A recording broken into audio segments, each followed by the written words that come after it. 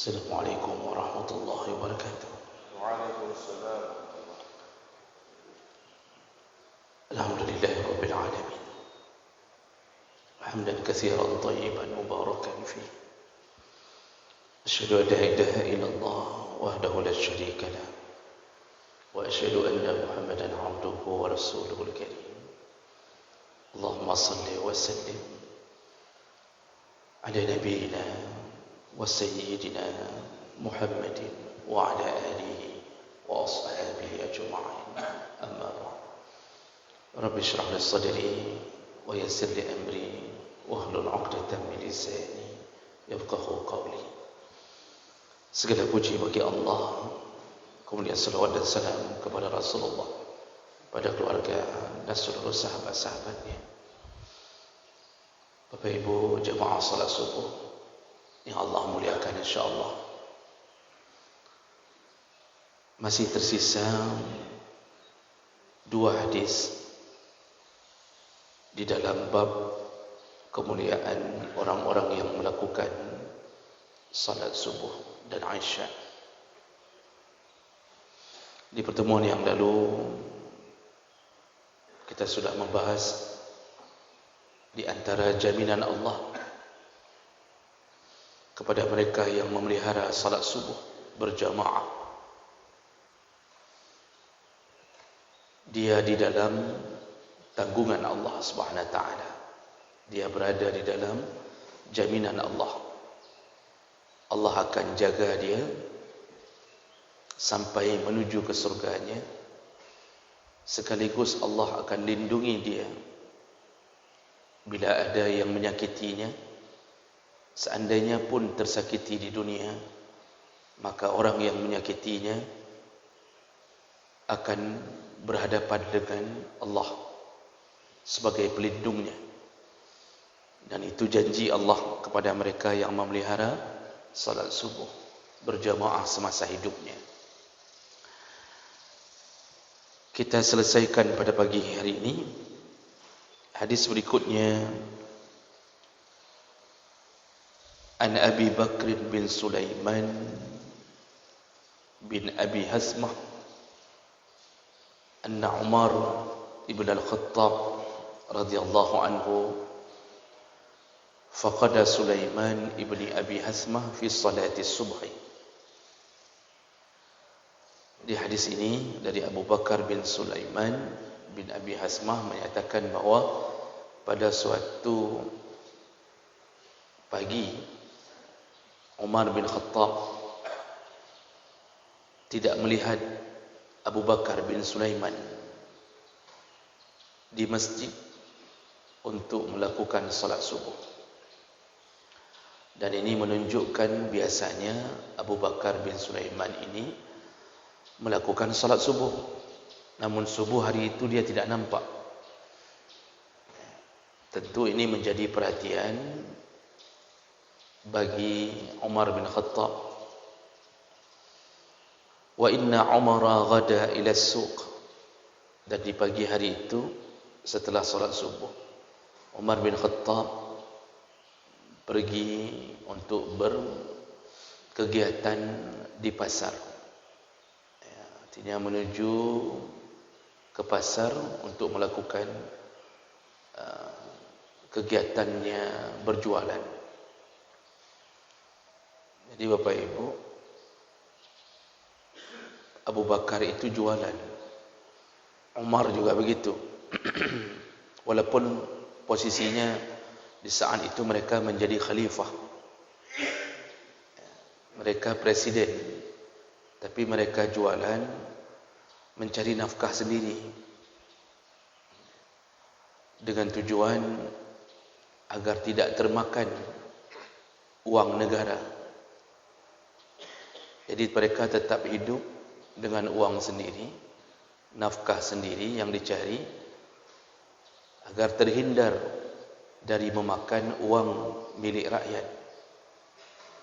Begitu dulu mereka berjaga-jaga diri dari memakan harta negara.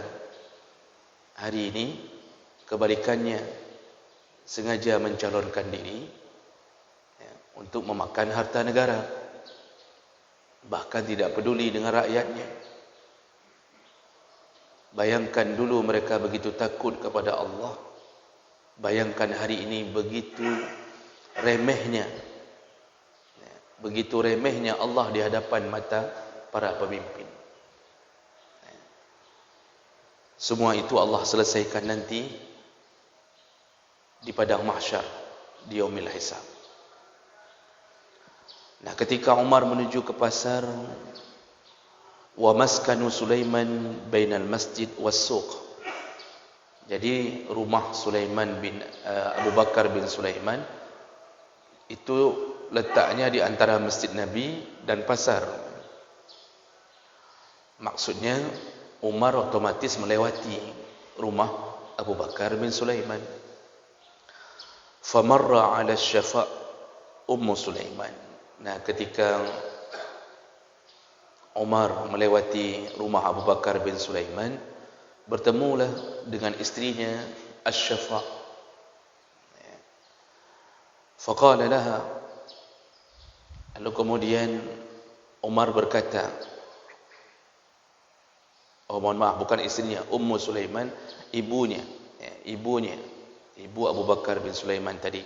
Faqala laha, Umar bertanya kepada ibunya, lam ara Sulaiman fi subhi. Kenapa aku tidak melihat Sulaiman hari ini salat subuh bersama kami? Faqalat lahu, ibunya menjawab, innahu bata yusalli faghalabathu 'ainahu. Kata ibunya, Sulaiman atau Abu Bakar bin Sulaiman tadi malam salat tahajud, lalu kelelahan, tertidur sampai tertinggal salat subuh. Rupanya alasannya tertinggal salat subuh karena bangun salat tahajud. Jadi kan ini alasan yang kalau kita fikirkan bertemunya antara dua kebaikan. Berbeda kalau kita jawab tadi malam bergadang, tadi malam nonton bola, tadi malam macam-macam kegiatan dunia. Itu mungkin langsung menjadi celah. Tapi ini tadi malam kata ibunya dia salat tahajud, qiyamul lail, rupanya tertidur. Karena terbangun dari tengah malam mungkin lama, tertidur, faghalabathu 'ainahu, dia tidak sadar ketika datang waktu subuh. Lewatlah salat subuhnya. Qala Umar berkata, la an ashhada salat as-subhi fi jama'atin ahabbu ilayya min an aquma laylah. Kata Umar, aku bersaksi sesungguhnya melakukan salat subuh berjamaah itu lebih baik daripada melakukan salat qiyamul lail yang menyebabkan tertinggalnya salat subuh berjamaah. Hadis dalam kategori sahih mauquf. Mauquf itu dalam dunia hadis itu bukan marfu'. Kalau marfu' hadisnya sampai ke qala Rasulullah. Kalau mauquf berhentinya di tabi'in yang menceritakan tentang khalifah. Tapi sahih mauquf. Bapak Ibu yang Allah muliakan, apa pelajaran dari hadis ini? Yang pertama, orang yang sudah sering salat subuh ternyata terikat hati dengan sesama jamaah yang lain, sehingga imam pun menandainya. Ini salah satu efek positif ketika sering berjamaah, kita dikenal oleh sesama jamaah. Kehilangan menjadi sebuah kerinduan. Umar bertanya tentang Abu Bakar bukan ingin menghinanya, tapi kerinduannya kenapa sahabat ini tidak nampak salat subuh. Dan yang bertanya adalah presiden di waktu itu. Yang bertanya adalah salah seorang yang dijamin surga oleh Nabi sallallahu alaihi wasallam. Yang bertanya adalah salah seorang khalifah yang dikenal dengan amanahnya. Jadi ketika tidak menemukan Abu Bakar, timbul pertanyaan kerinduan itu. Oh, hantom deh. Kemana Abu Bakar? Kenapa tidak ada subuh hari ini? Nah, pertanyaan antara orang saleh dengan orang saleh itu menunjukkan kita berada dalam lingkaran orang-orang yang akan bersama di dalam surga. Begitulah ikatan hati antara jamaah. Sekali tidak datang, ditanya itu bukan ingin menghina, tapi ditanya itu, kemana sahabat kami? Pertanyaan itu akan terus berlanjut ke hari kiamat.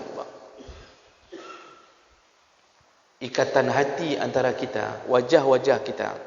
Mungkin kita tidak saling kenal nama, tapi wajah kita kenal.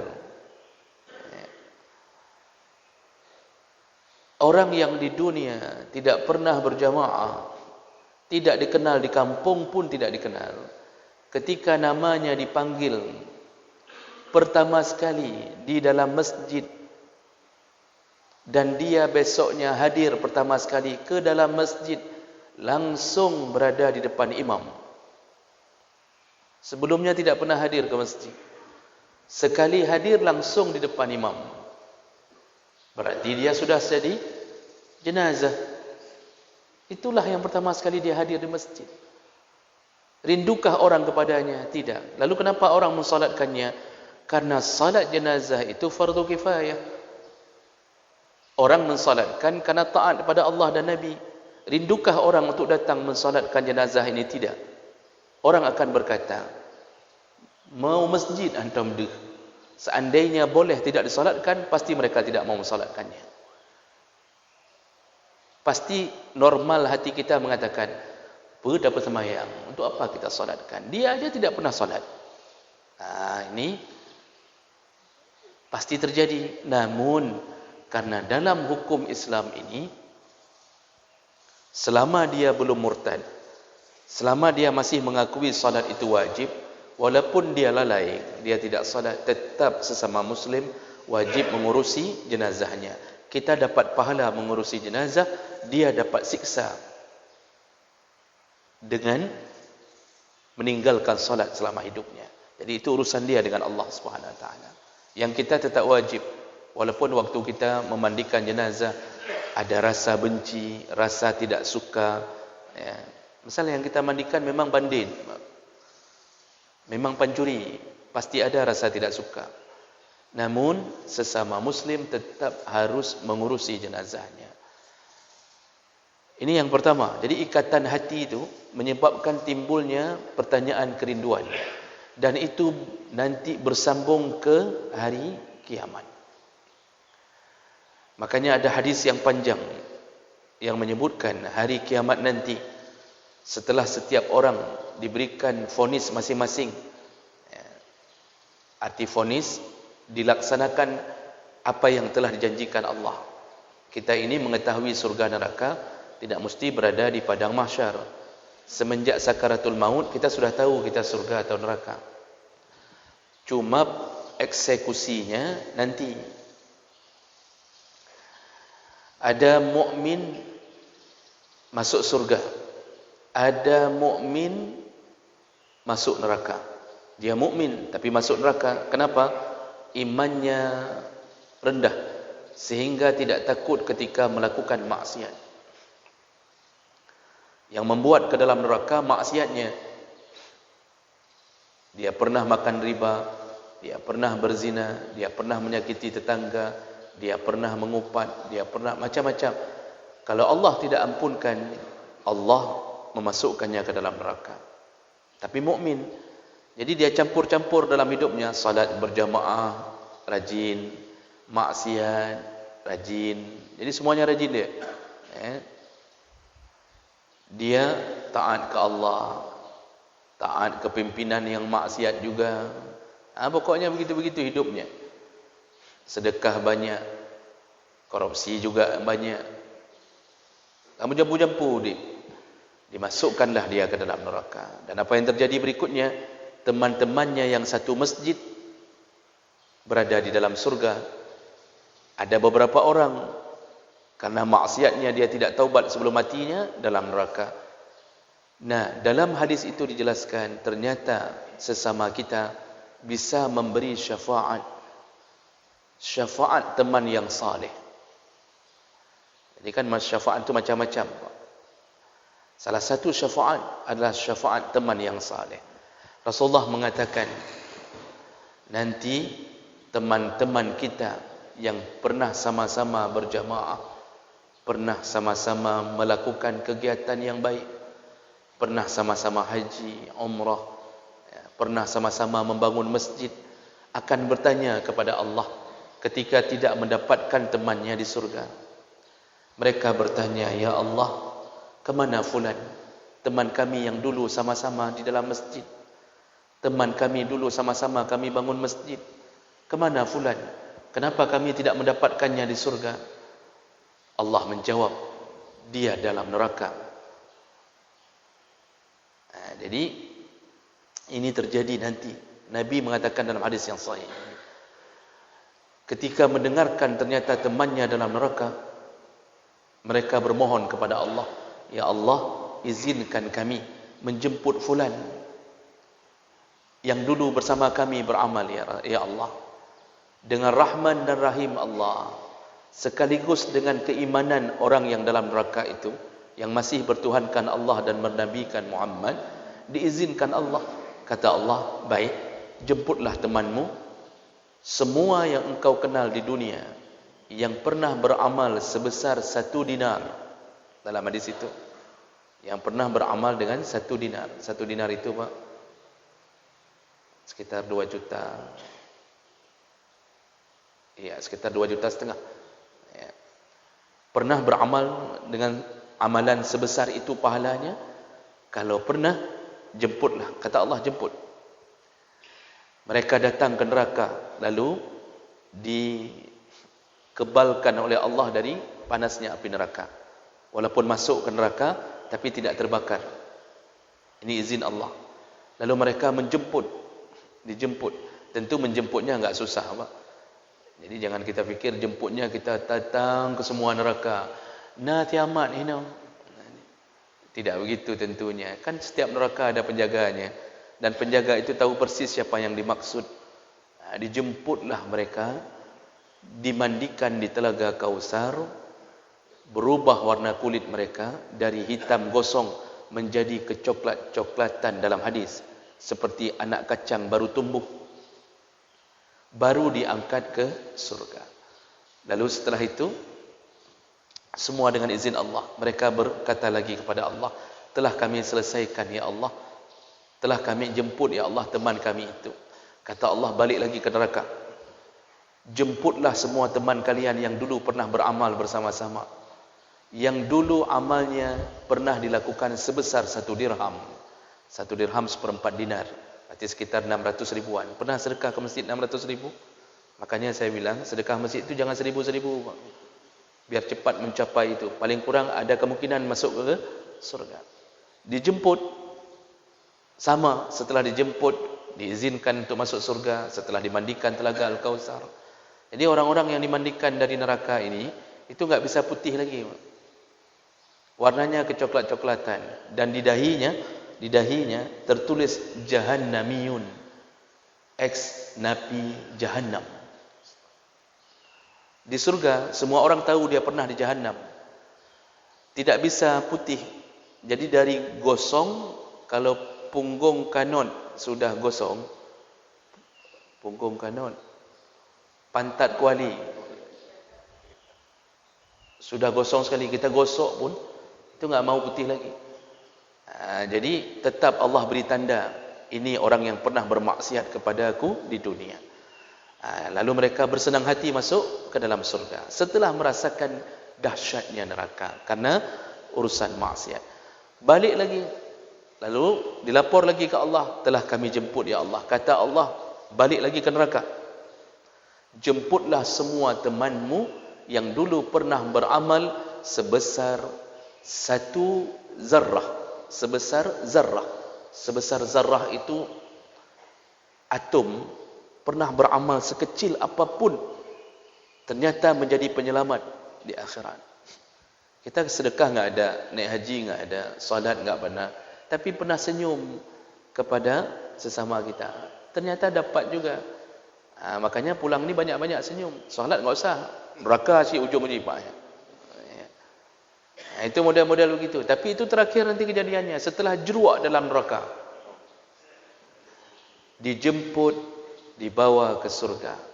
Begitulah nasib orang yang bersahabat dengan orang saleh.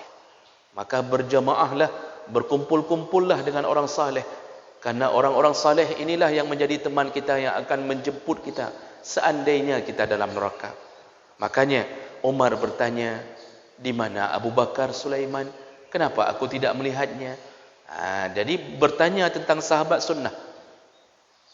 Fulan tidak pernah nampak sunnah untuk bertanya, apalagi dia sakit. Tanya, kemungkinan dia sakit, maka perlu kita kunjung. Sekali kunjung 70.000 malaikat mendoakannya dari pagi sampai maghribnya. Yang berkunjung setelah maghrib didoakan oleh 70.000 malaikat sampai subuhnya, kata Rasulullah sallallahu alaihi wasallam. Jadi hidup kita ini penuh dengan pahala-pahala. Makin banyak kita kunjung orang sakit, makin banyak pahala. Maka tanya, so sakit orangnya. Tapi jangan mendoakan orang supaya sakit. Jadi jemaah melakukan Allah, Masya Allah, hidup kita di dalam bimbingan Allah. Kemudian bertemu dengan istrinya Abu Bakar, dengan ibunya Abu Bakar bin Sulaiman. Ternyata ibunya mengatakan dia salat tahajud sampai tertidur, tertinggal salat subuh. Umar kemudian mengingatkan, salat subuh berjamaah lebih utama, lebih besar pahalanya daripada salat qiyamul lail yang menyebabkan tertinggalnya salat subuh. Ini maksudnya bukan jangan salat malam, tapi jangan sampai melakukan perkara sunnah lalu meninggalkan yang wajib. Tidak ada satu amal pun yang sunnah yang bisa mengalahkan pahala wajib, tidak ada. Bapa boleh salat sunnah 1000 rakaat, salat tarawih mau 2000 rakaat, terserah, tidak bisa mengalahkan pahala salat Isya berjamaah. Jadi jangan salah-salah faham. Salat Isya enggak datang, tarawih datang. Kan bangai ni, Pak. Ini ingat ujung ni namanya. Isya tidak datang, tarawih datang. Ada yang lebih parah lagi. Buat zikir berjamaah setelah salat Isya. Kadang-kadang dengan momen-momen tertentu. Isya tidak datang, khusus datang untuk acara itu saja. Bagaimana cara berfikirnya? Tidak ada satu amal sunnah pun yang bisa mengalahkan salat pahala yang wajib. Tidak ada. Ukuran pahala wajib berapa, Pak? Tidak terhitung. Besarnya pahala itu terlalu besar. Kalau lihat ukurannya, lihat bagaimana Allah janji salat subuh, salat sunnah subuh saja, salat sunnah fajar, pahalanya dikumpulkan di subuh itu, kebaikan seluruh dunia dan isinya diberikan kepada mereka yang melakukan 2 rakaat sebelum salat subuh. Itu salat sunnahnya. Bagaimana pahala salat wajibnya? Hanya 2 rakaat, 10 menit. Pahalanya melimpah ruah. Sungguh rugi orang yang tidak datang. Makanya hadis-hadis kemarin yang kita baca, seandainya mereka tahu begitu besarnya pahala di dalam salat subuh dan Isya, pasti mereka datang dengan cara merangkak ke masjid, kata Rasulullah. Pasti merangkak, seandainya kita bisa lihat. Sayangnya kita enggak bisa lihat pahala itu. Makanya ada orang enggak mau keluar. Ini bahasa merangkak ini kan berarti betul-betul mengejar karena besarnya pahala. Kita jangankan salat subuh yang kita disembunyikan pahalanya, sampai Rasulullah mengatakan seandainya dia tahu merangkak, baru dikurangi minyak goreng saja dari 38.000 menjadi 26.000, bertuh Pak orang antri, merangkak apa? Nipu lagi. Ada yang ambil surat miskin lagi, Pak. Itu baru minyak goreng berkurang 10,000, merangkak orang. Ibu di dapur mengatakan, "Tak apa-apa nak, hari ini mamak capek sikit, tak apa-apa." Berbulak-balik Pak, dengan KTP yang berbeza, berbulak-balik, masya-Allah. Nyan minyak goreng.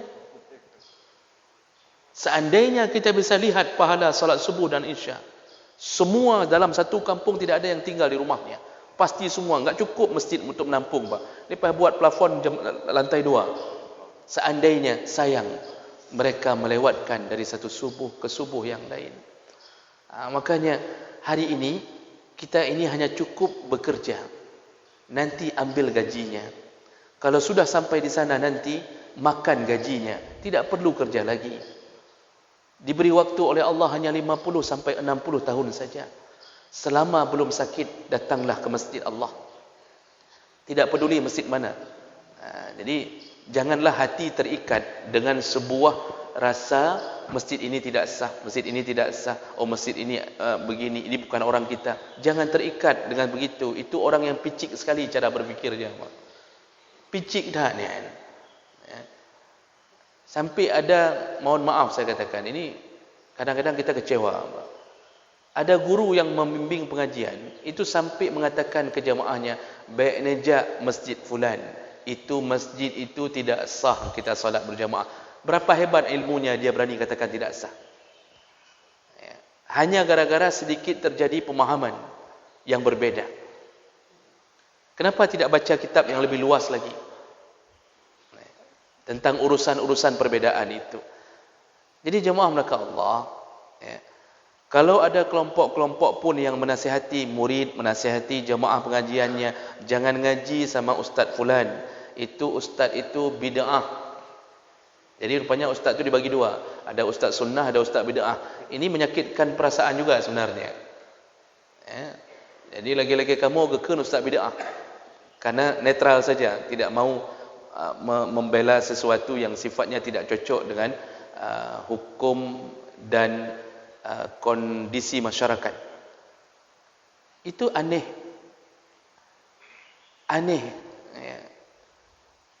Katanya taubat, tapi setelah taubat malah sikap bermusuhannya bertambah tinggi. Maka jangan sampailah kita jatuh ke dalam hal-hal yang begitu. Ini yang membuat kita hari ini terpecah belah, karena hati kita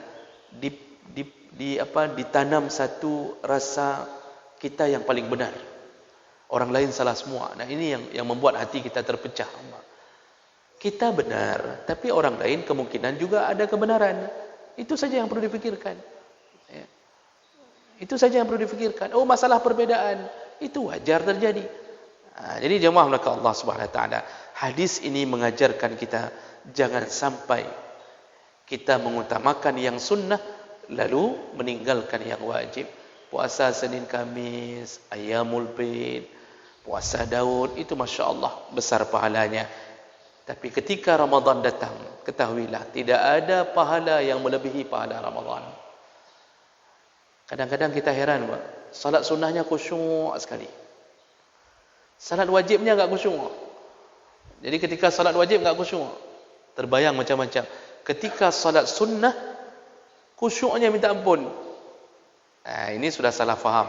Artinya wajib itu lebih harus kita jaga. Yang sunnah kita jaga. Yang wajib harus lebih kita jaga.